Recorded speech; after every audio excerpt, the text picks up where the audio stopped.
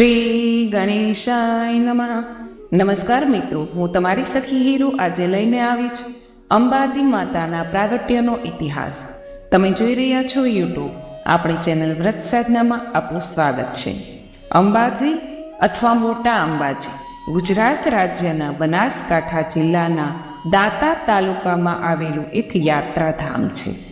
અંબાજીનું સ્થાન આરાસુરના ડુંગરમાં અરવલ્લી પર્વતના ઘાટથી નેતૃત્વ કોણમાં છે.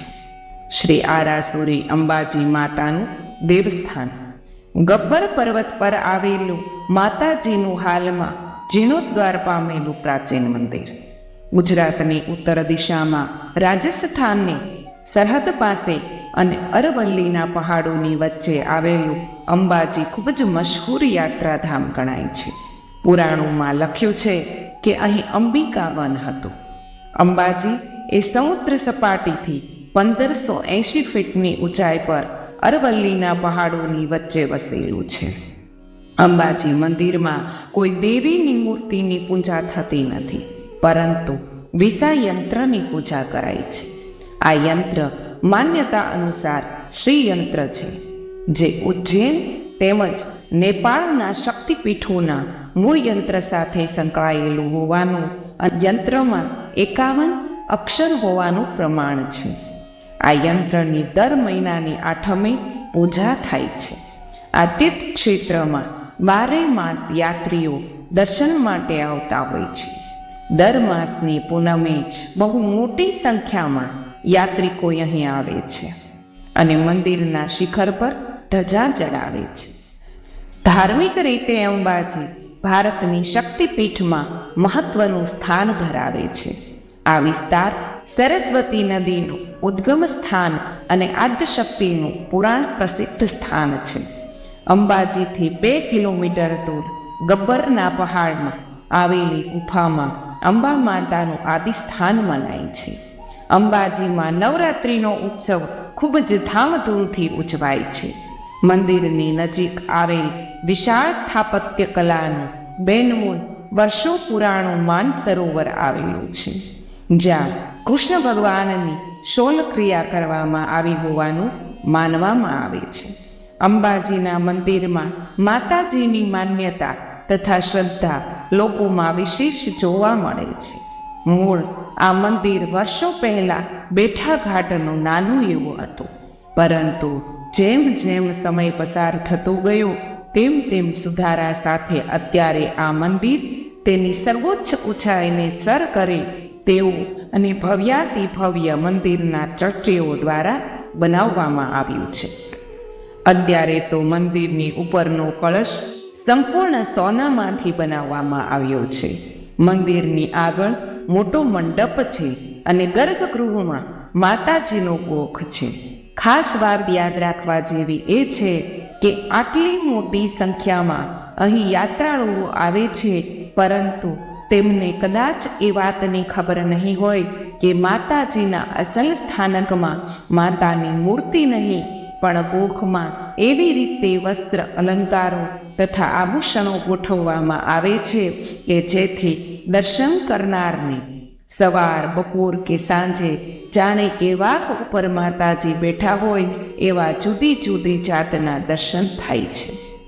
બિલકુલ આ માતાજી આગળ વર્ષોથી ઘીના 2 અખંડ દીવા બળે છે. માતાજીના દર્શન સવારે અંદરનું બારણું ઉઘાડતા થાય છે. સવારે અને સાંજે એમ 2 વખત કરવામાં આવતી આરતીના સમયે પણ દર્શન થાય છે. વર્ષો પહેલાં બ્રાહ્મણો અંદર જઈને માતાજીની પૂજા કરી શકતા હતા. હાલના સમયમાં માત્ર પૂજારીઓ જ અંદર જાય છે. બાકીના વખતે તો પણ બહાર રહી આખો દિવસ દર્શન થઈ શકે છે. મંદિરમાં અંદરના ખંડને જાળીવાળા રૂપાના પતરા મઢેલા બારણા છે. મંદિરના આગલા ભાગ ઉપર ધાબુ છે અને તેના ઉપર 3 શિખર છે. અંબાજીના મંદિરની સામે બાજુએ ચાચરનો ચોક છે. માતાજીને ચાચરના ચોકવાળી પણ કહેવામાં આવે છે.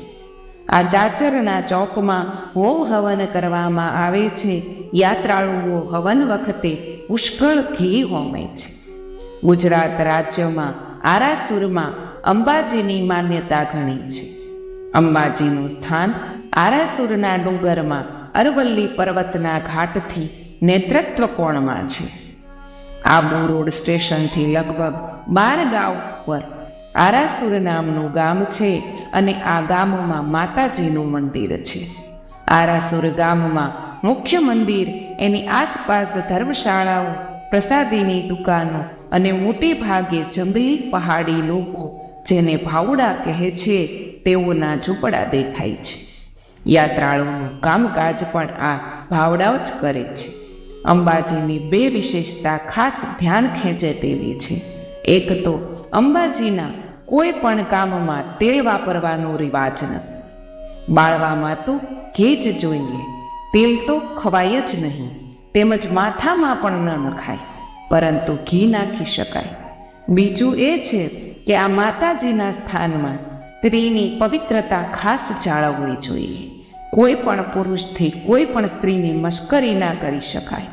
વ્યભિચાર તો દૂર રહ્યો, પરંતુ જેટલા દિવસ આ ગામની હદમાં રહો તેટલા દિવસ કોઈથી સંગ ન થાય. સ્ત્રી સંગ કરનાર ઉપર માતાજી ગુસ્સે થાય છે અને એને નુકસાન થાય છે. એવી માન્યતા પ્રચલિત છે કે આ શ્રદ્ધાને પરિણામે જ યાત્રાળુઓ અહીં આ સ્થાનમાં પવિત્રતાથી રહે છે. અંબાજીમાં વર્ષે 2 થી 3 મેળાઓ ભરાય છે અને મેળા વખતે ભવાઈ ભજવવામાં આવે છે. દર ભાદરવી પૂનમે અહીં મેળો ભરાય છે અને આ સમયે મોટી સંખ્યામાં યાત્રિકો અંબાજી યાત્રાધામના દર્શને પગપાળા આવે છે. આરાસુરનું અંબાજીનું મંદિર દંતકથામાં શ્રી કૃષ્ણથી એ જૂના કાળનું મનાય છે. શ્રી કૃષ્ણ પોતાના બાળમુવાળા આ ઠેકાણે ઉતરાવવા આવ્યા હતા એવું મનાય છે અને રૂકમણીએ આ માતાજીની પૂજા કરી હતી તેવું માનવામાં આવે છે. જો આ દંતકથાઓને છોડીને ઐતિહાસિક પુરાવાઓ તપાસીએ તો માનસરોવરના કિનારા ઉપરના મંદિરમાં મહારાણા શ્રી માલદેવનો લેખ મળે છે. અંબાજીના મંદિરના અંદરના મંડપના દ્વારમાં એક ઈસવીસન 1601નો લેખ છે. તેમાં રાવભાર મલ્લીની રાણીએ માતાને કેટલીક વસ્તુઓ અર્પણ કર્યાની ઉલ્લેખો છે. તે 16મા શતકના છે. એક બીજા સંવંત 1779ના લેખમાં એક ધર્મશાળા બંધાયાની વિગત છે. મતલબ કે ઈસવીસન 14મા શતકથી તો આરાસુરના અંબાજીની માન્યતા સતત ચાલી આવે છે. પણ તે પહેલાંના 200-300 વર્ષથી આ સ્થાનનો મહિમા ચાલુ હોવાનો સંભવ છે. કારણ કે અંબાજીની નજીકમાં કુંભારિયા કરીને એક ગામ, આ ગામમાં વિમળ શાહના તોળા આરસ પહાણના જૈન દેરાસરો છે. આ દેરાસરો વિશે એવી દંતકથાઓ છે કે અંબાજીએ આપેલા ધનથી આ જગ્યાએ વિમળ શાહે 360 દેરાસરો બંધાવ્યા. પણ માતાજીએ પૂછ્યું કે આ દેરા કોના પ્રતાપથી બંધાવ્યા? ત્યારે વિમળ શાહે જવાબ આપ્યો કે ગુરુના પ્રતાપથી. આ જવાબથી ગુસ્સે થઈને માતાજીએ દેરા બાળી નાખ્યા અને માત્ર 5 દેરા રહેવા દીધા. દેવી ભગવતીની કથા અનુસાર મહિષાસુરે તપ કરી અગ્નિદેવને પ્રસન્ન કર્યા. એમણે વરદાન આપ્યું કે નર જાતિના નામવાળા શસ્ત્રોથી તેને મારી શકાશે નહીં. આ વરદાનથી તેણે દેવોને હરાવી દીધા અને ઇન્દ્રાસન જીત્યું તથા ઋષિઓના આશ્રમોનો નાશ કર્યો. પછી વિષ્ણુમુખ અને કૈલાસ જીતવાનું નક્કી કર્યું. આથી દેવોએ ભગવાન શિવની મદદ માગી. ભગવાન શિવે મદદ માટે દેવી શક્તિની આરાધના કરવા દેવોને જણાવ્યું. દેવોએ તેમ કરતા આદ્યશક્તિ પ્રગટ થયા અને તેમણે મહિષાસુરનો નાશ કર્યો. તેથી દેવી મહિષાસુર મર્દિની તરીકે ઓળખાય છે. બીજી એક કથા મુજબ સીતાજીની શોધ કરતા રામ અને લક્ષ્મણ આબુ પર્વતના જંગલની દક્ષિણે આવેલા શૃંગી ઋષિના આશ્રમે આવ્યા હતા. ઋષિએ તેમને અંબાજીની આરાધના કરવાનું કહ્યું. રામ અને લક્ષ્મણે આરાધના કરી દેવોએ પ્રસન્ન થઈ અજય નામનું એક બાણ આપ્યું, જેનાથી રામે રાવણનો નાશ કર્યો. દ્વાપર યુગમાં શ્રી કૃષ્ણની બાબરી ઉતારવાની વિધિ માટે નંદ અને યશોદા ગબ્બર આવ્યા હોવાનું અને 3 દિવસ રોકાઈને ભગવાન શિવ તથા અંબાજીની પૂજા અર્ચના કર્યો હોવાનું એક કથામાં વર્ણન કરવામાં આવ્યું છે.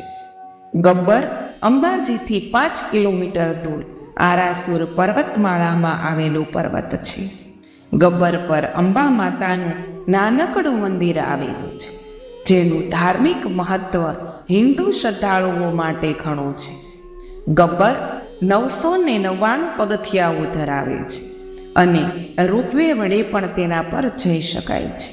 ગુજરાત અને રાજસ્થાનના સીમાવર્તી ક્ષેત્રમાં અરવલ્લીની વાયવ્ય દિશાએ આવેલું આ સ્થળ વૈદિક પવિત્ર નદી સરસ્વતી નદીના ઉદ્ગમની બાજુમાં આવેલું છે.